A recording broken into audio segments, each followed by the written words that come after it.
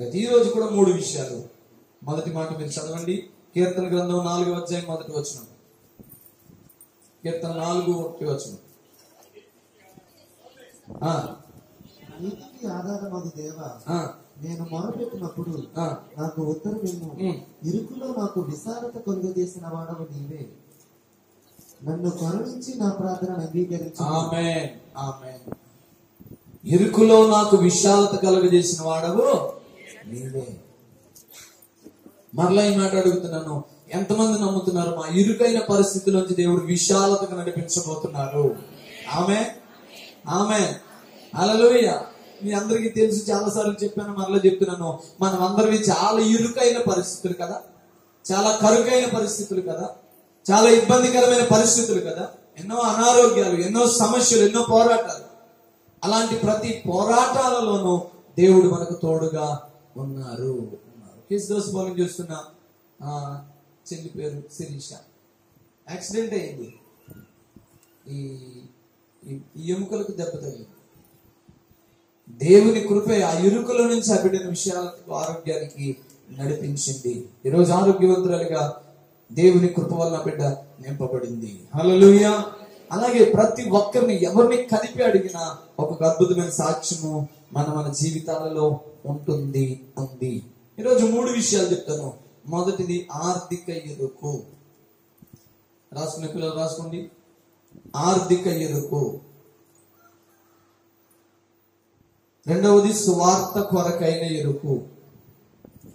మూడవది పాపముల కొరకైన ఇరుకు.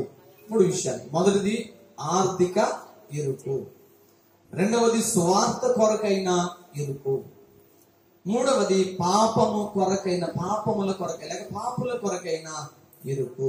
చాలా శ్రద్ధగా వాక్యాన్ని వినాలి, ఏకాగ్రతతో నా వైపు చూస్తూ దేవుని మాటలు వినాలి. మొదటిది ఆర్థిక ఇరుకు. ఎంతమందికి ఆర్థికంగా ఇబ్బందులు ఉన్నాయి? కుర్చీ ధైర్యంగా పైకెత్తండి. అందరికి ఉంటారు, లేని ఎవరు లేనే, ఎవరికి ఉండే అవసరం వాళ్ళకి ఉంటది. ఉదాహరణకి నాకు ఏ అవసరత లేదు అనుకునే వాళ్ళకు కూడా గ్యారంటీగా ఎక్కడో చోట ప్రామిస్ చేసి ఉండొచ్చు, నేను ఫలానాది చెయ్యాలి, నేను ఫలానా దేవుని కొరకు ఫలానా చేయాలి, ఇలాగ ఆలోచించి ఉండొచ్చు. అలా ఆలోచించిన అది కూడా ఒక అవసరతే. ఆ అవసరతలు కూడా ప్రభు మహిమ నుండి తీర్చబడును గాక. హల్లెలూయా. ఇది ఎవరికి జరిగింది అని అంటే, అందరూ శ్రద్ధగా బైబిల్ తీయండి ఒకసారి. మత్తయి సువార్త 17వ అధ్యాయము 24 నుంచి 26 వరకు. వారు కపెర్నహూమునకు వచ్చినప్పుడు అరశెకెలు అను పన్ను వసూలు చేయువారు పేతురు నొద్దకు వచ్చి మీ బోధకుడు ఈ అరశెకెలు చెల్లింపడా అని. వినాలి, వాక్యం శ్రద్ధగా వైపు చూస్తూ వినాలి. ఈ అరశెకెలు చెల్లించడా అని అడుగగా చెల్లించున నేను అతడు ఇంటిలోనికి వచ్చి మాటలాడక మునుపే యేసు ఆ సంగతి ఎత్తి సీమోనా నీకేమి తోచుచున్నది? గురాజులు సుంకమును పన్నును ఎవరి యొద్ద వసూలు చేయుదురు? కుమారుల యొద్దనా అన్యుల యొద్దనా అని అడిగాను. ఆమేన్, ఆమేన్. ఇదంతా మనకి కొంతమందికి తెలిసిన విషయమే, కొంతమంది తెలియదేమో. శ్రద్ధగా వినండి. యూట్యూబ్ లో ఈ వాక్యాన్ని వీక్షిస్తున్న ప్రియ దైవ జనాంగమా, ఒకవేళ ఆర్థిక సమస్యల చేత నలుగుతూ, వ్యాధుల చెందుతూ, బాధతో ఈ మాటలు వింటున్నావేమో, నీకు నాకే కాదు, నేరుగా యేసుక్రీస్తు ప్రభుల వారికి కూడా ఈ ఆర్థిక అవసరత అనేది ఒకరోజు వచ్చింది. అక్కడున్న వాళ్ళు కొందరు వెళ్ళి అడిగారు. ఏమనంటే, పేతురు మీ బోధకుడు ఉన్నాడే, మీ బోధకుడు ఆయన పన్ను కట్టడా? పన్ను కట్టేవాళ్ళు ఎంతమంది ఉన్నారమ్మా? వద్దు మీరు మాకి అలాంటి పన్ను అంటే ఏంటి పాస్టర్ గారు, ఈ తంతమా పై పన్న అన్నట్టు చూస్తున్నారు. ప్రతి ఒక్కళ్ళం పన్ను, ఇంటి పన్ను, కరెంటు పన్ను, నీటి పన్ను, ఎన్ని పన్నులు కదా. ఇలాగే పన్ను వసూలు చేసేవాడు, ట్యాక్స్ కలెక్టర్ వచ్చి అడుగుతున్నారు, మీ బోధకుడు పన్ను కట్టడా? ఈ బోధ అంతా పరలోక సంబంధమైంది అంటున్నాడు కదా, ఈ భూమి మీద జరిగే వాటి కొరకు మీ బోధకుడు ఆలోచించదా? నా రాజ్యం ఈ లోక సంబంధమైంది కాదు, పరలోక సంబంధమైంది అన్నాడు కదా. మీ బోధకుడి పని విషయం ఏమంటాడు? ఈ మాటలన్నీ మాట్లాడుతూ లోపలికి వాళ్ళు రాకమునిపే, సీమోను పేతురు ఈ మాటలు యేసయ్యకి చెప్పకమునిపే యేసయ్య అంటున్నారు, సీమోను ఎవరిని అడుగుతారు? భూమి మీద ఉన్న వాళ్ళే కదా. పన్ను అడుగుతున్నారు. పన్ను అడుగుతున్న వారిని కాదు అనకుండా నువ్వు ఆ పన్ను కట్టేసి. దేనికి యేసయ్య వ్యతిరేకం కానే కాదు. బాగా శ్రద్ధగా ఈ మాటలు. కరెంటు బిల్లు కట్టమన్నాం అనుకో, కరెంటు బిల్లు కట్టమండి మేము ఉన్నాం అనుకో, ఏం జరుగుతుందమ్మా? మా ఊళ్ళో అయితే కరెంటు కనెక్షన్ కట్ చేస్తారు. మీ ఊళ్ళో అంతటా అంతేనా? ఏమండి చిన్నబాబు అంతేనా? హల్లెలూయా. చేయాల్సిన కొన్ని పనులు, చేయాల్సిన కొన్ని క్రమాలు, నెరవేర్చవలసిన కొన్ని విషయాలు నెరవేర్చాలి. పన్ను కట్టాలి. మనం దానికి ఏం అబ్జెక్షన్ చెప్పొద్దు పేతురా. మరి అలాగే మన దగ్గర లేవుగా. యేసు ప్రభువు గారు, అలాగే మరికొందరు అభిషిక్తులైన దైవజనులు, ఫాదర్ ఎం దేవదాసరి గారు మహానుభావుడు, అలాగే భక్త సింగ్ గారు, ఇలాంటి కొందరు దైవజనులు వాళ్ళు డబ్బును ముట్టుకునేవారు కానీ,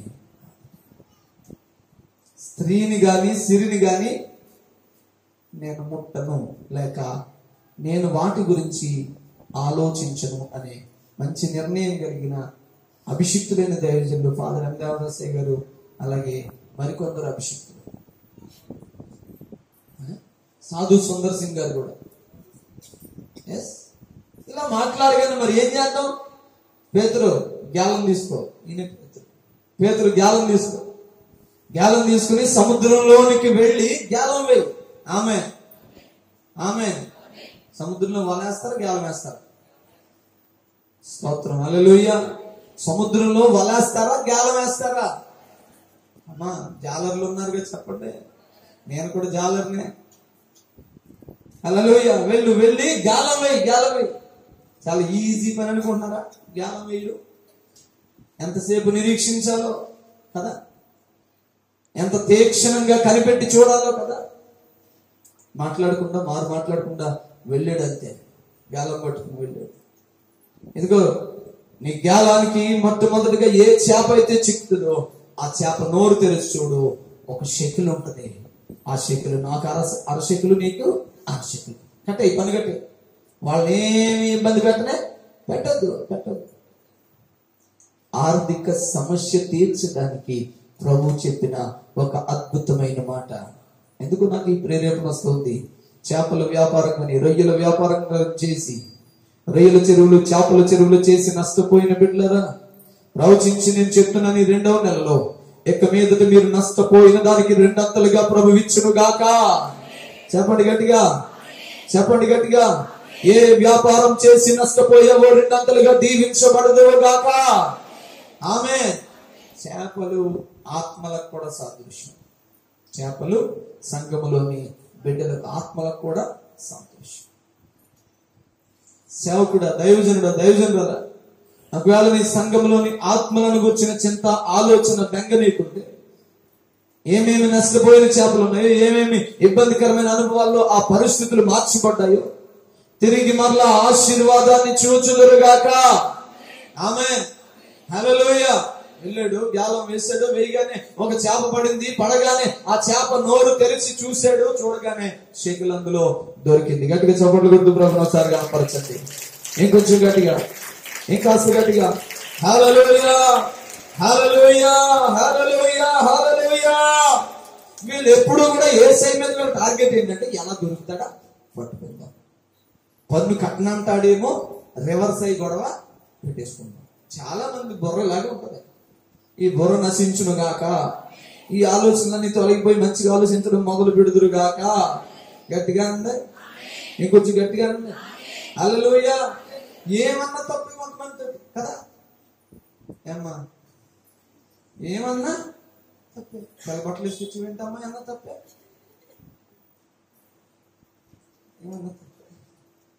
విశ్రాంతి దినాన్ని స్వస్థపరుస్తాడా? అసలు ఎందుకు స్వస్థపరిచాడని నడుము ఉండిపోయిన స్త్రీని బాగు చేస్తే అందరూ కలిపి ఆయన మీద దుమ్మెత్తి పోసేయడానికి సిద్ధపడిపోతే అప్పుడు విలువైన మాట మాట్లాడాడు, విశ్రాంతి దినాన్ని మీ గొర్రె గోతిలో పడిపోతే దాన్ని తీస్తారా తీయరా? నిజంలో